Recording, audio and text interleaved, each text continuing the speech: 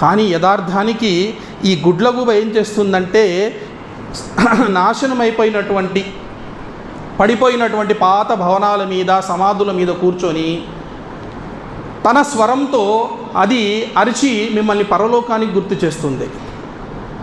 ఎందుకంటే అది అరిస్తే మీకు చావు గుర్తుకొస్తుంది. ప్రవక్త ముహమ్మద్ సల్లల్లాహు అలైహి వసల్లం వారు ఏమన్నారు? మీ కోరికల్ని అంతమొందించేటటువంటి విషయము చావును ప్రతిరోజు గుర్తు చేసుకోండి. ఎందుకంటే చావు గుర్తుకొస్తే మనిషి పాపాలు చేయడు.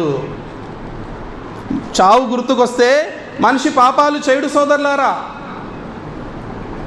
చావును మనిషి ఎల్లవేళ గుర్తు చేసుకుంటుండాలి.